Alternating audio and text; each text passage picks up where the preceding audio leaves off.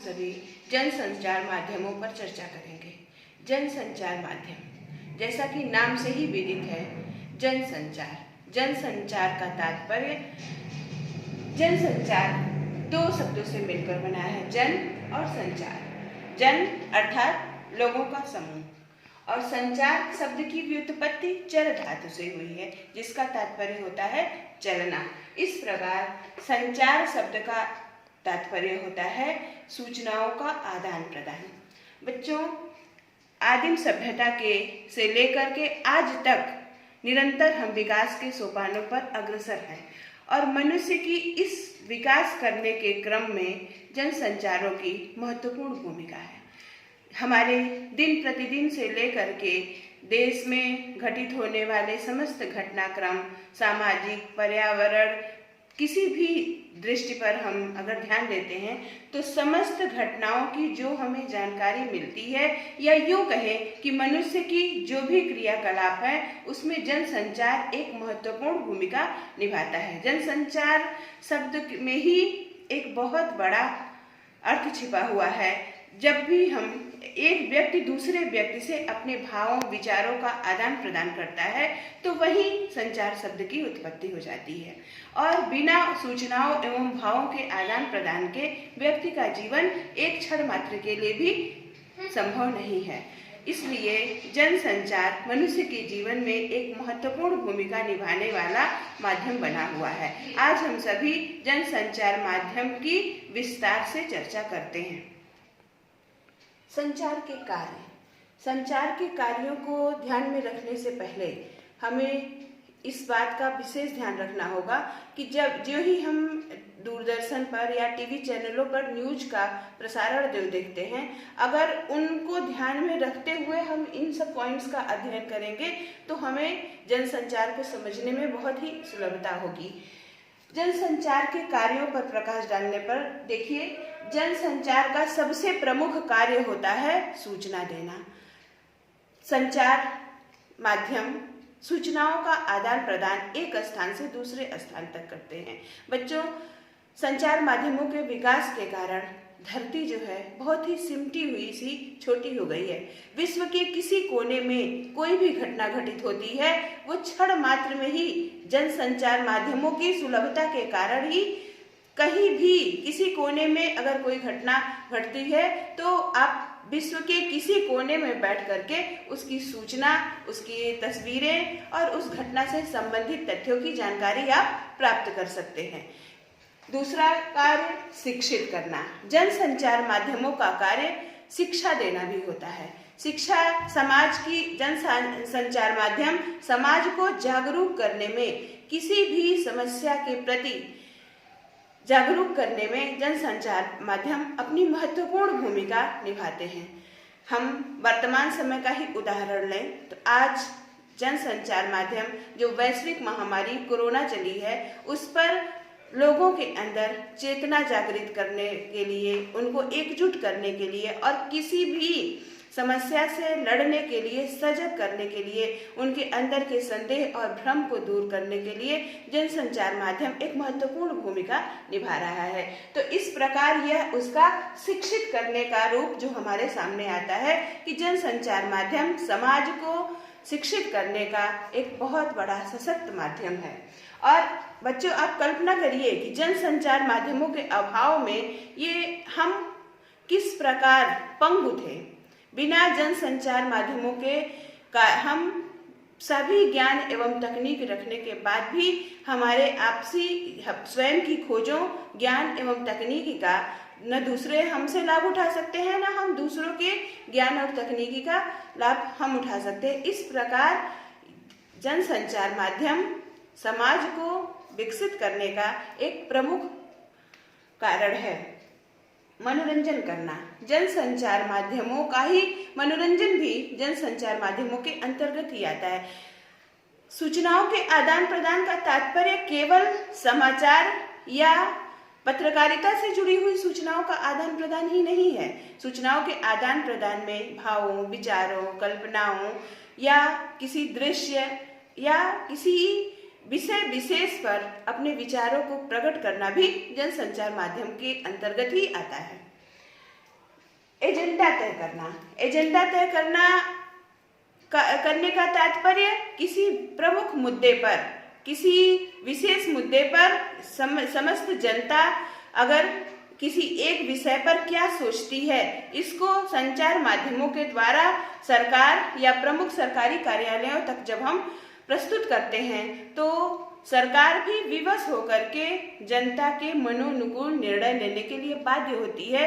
तो सरकारी गतिविधियों, कार्यालयी गतिविधियों पर नियंत्रण करने के लिए या जनता के अनुकूल उन्हें बनाने के लिए भी जनसंचार माध्यम एक महत्वपूर्ण भूमिका निभाता है।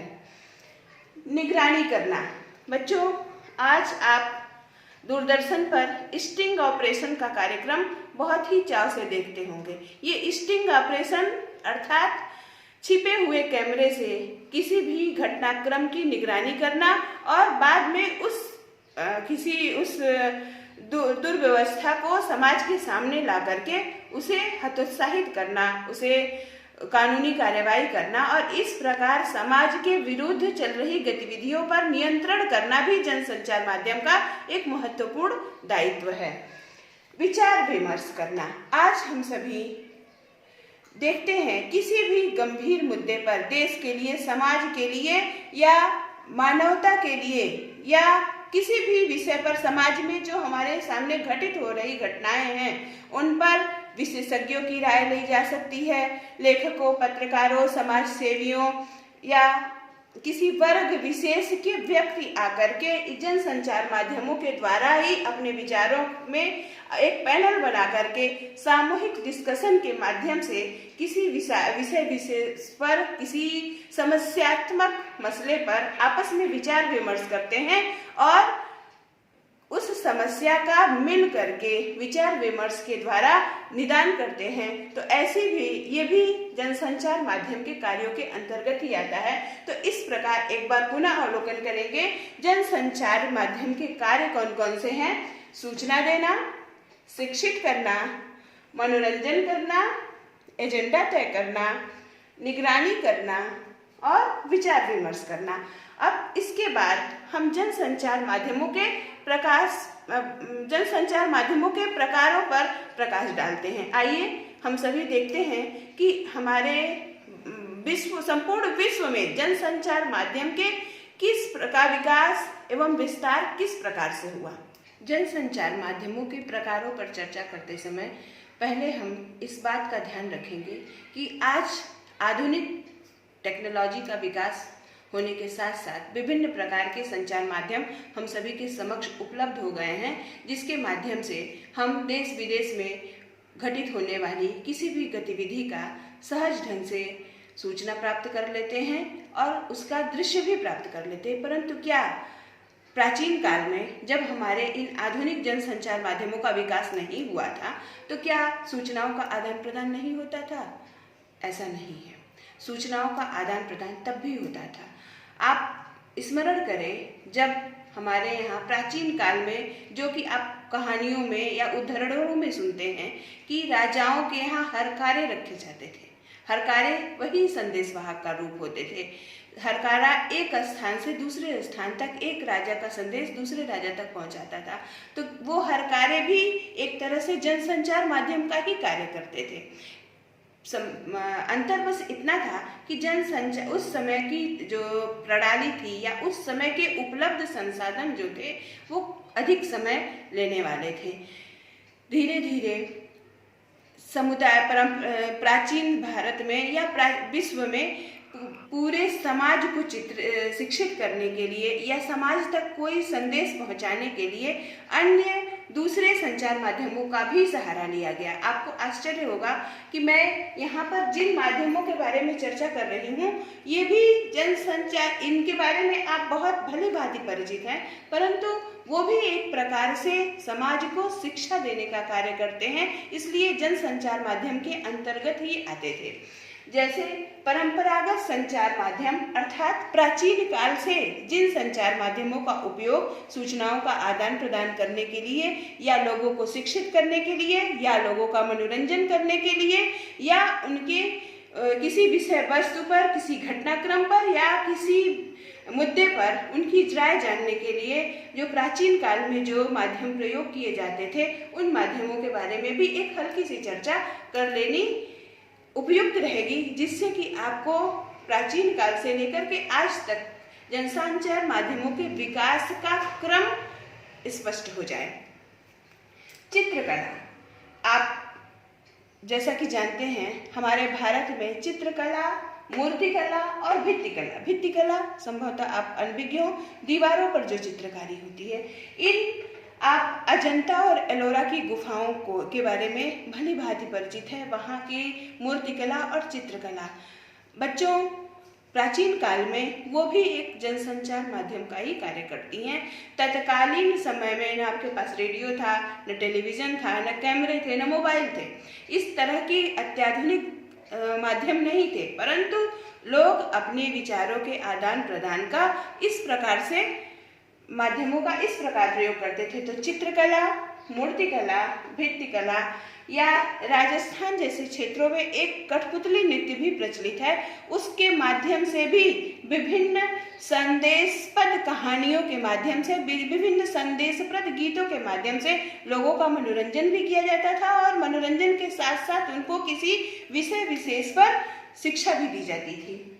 स्वांग, जो एक व्यक्ति किसी भी प्रकार की वेशभूषा धारण करके स्टेज पर खड़े होकर के सामने बैठे जन समुदाय को किसी विषय पर शिक्षा देने का कार्य करता था, लेकिन ये शिक्षा डायरेक्ट न हो। ये जितने भी परंपरागत संचार माध्यम हैं, इनके द्वारा प्रदान की गई सूचना या शिक्षा इनके द्वारा प्रदान की गई सूचना या शिक्षा डायरेक्ट न होकर के बल्कि इनडायरेक्ट या अनौपचारिक ढंग से ये शिक्षा देते थे, अपने उद्देश्यों को अनौपचारिक ढंग से प्रस्तुत करते थे, जिससे कि सामने बैठा जन समुदाय पर जिस उद्देश्यों के कारण उनको जो शिक्षा हम देना चाहते हैं वो ज्ञान भी पहुंच जाता था और उनको ऐसा प्रतीत भी नहीं होता था कि उनको किसी विषय विशेष पर उनका जन्म तैयार करने की चेष्टा की जा रही है। नाटकों के माध्यम से भी विभिन्न आप सभी जानते हैं प्राचीन काल में नाटकों का भी जनसंचार माध्यमों के रूप में बहुत अच्छा ही प्रयोग किया गया है।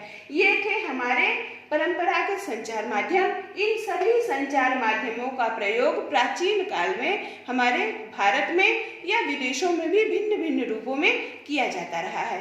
अब आइए हम लोग चलते हैं आधुनिक संचार माध्यमों की ओर। आधुनिक संचार माध्यम टेक्नोलॉजी के विकास के साथ साथ वैज्ञानिक दृष्टिकोण विकसित हो गए हैं और आधुनिक संचार माध्यमों का विकास जैसे जैसे विज्ञान एवं तकनीकी का विकास भारत या विश्व में हुआ है, वैसे वैसे इन संचार माध्यमों का विकास हुआ है। आप आधुनिक संचार माध्यमों को दो भागों में बांट सकते हैं, एक मुद्रण माध्यम और दूसरा प्रसारण माध्यम। मुद्रण माध्यम का तात्पर्य प्रिंट मीडिया से है और प्रसारण माध्यम का तात्पर्य इलेक्ट्रॉनिक मीडिया से है। आइए हम सब देखते हैं कि किस प्रकार ये माध्यम हमारे बीच में सूचनाओं के आदान प्रदान में अपनी सशक्त एवं सक्रिय भूमिका निभाते हैं। बच्चों, इस जन संचार माध्यम से क्लास 11 और 12 में अति लघु उत्तरीय 5 प्रश्न पूछे जाते हैं। यदि आप जनसंचार माध्यम का आपका कॉन्सेप्ट क्लियर है तो 5 नंबर बहुत ही आसानी से आपको बोर्ड की परीक्षा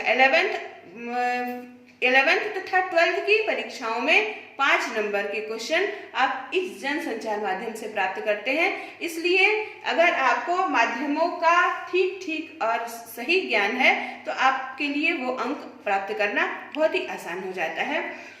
आधुनिक संचार माध्यमों में मुद्रण माध्यम, जैसा कि मैंने कहा, आज मुद्रण माध्यम का प्रयोग इलेक्ट्रॉनिक माध्यम के विकसित होने से थोड़ा कम हुआ है, परंतु ये माध्यम भी इसकी अपनी अलग महत्ता है। मुद्रण माध्यम यानी प्रिंट मीडिया की सबसे बड़ी विशेषता यह है कि प्रिंट मीडिया सबसे सस्ती और टिकाऊ सामग्री उपलब्ध कराता है।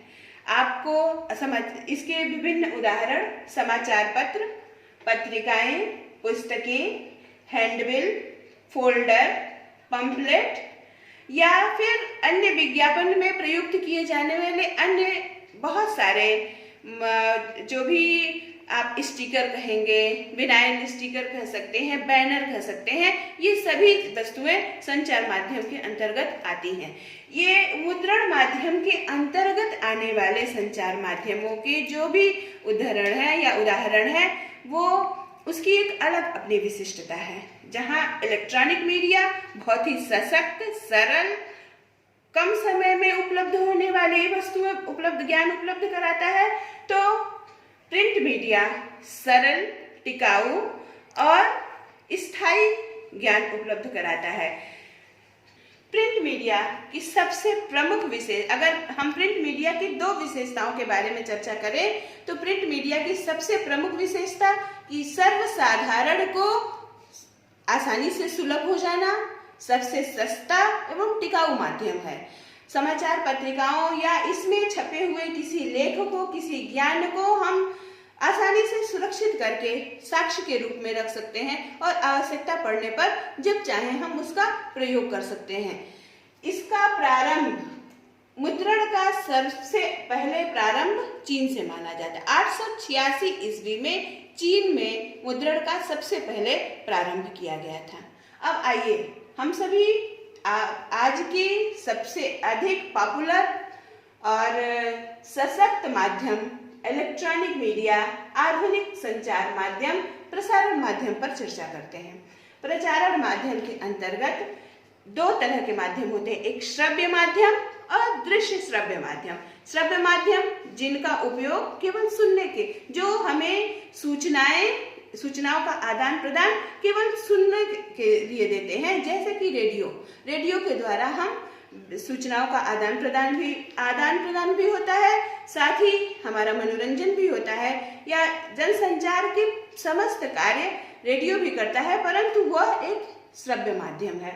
वहीं दूसरी ओर दृश्य श्रव्य माध्यमों में television, mobile, internet, fax, email और ऐसे आधुनिक युग की बात करें तो आज फेसबुक, इंस्टाग्राम, ट्विटर, व्हाट्सएप, ये सभी जनसंचार माध्यम के ही अंतर्गत आते हैं।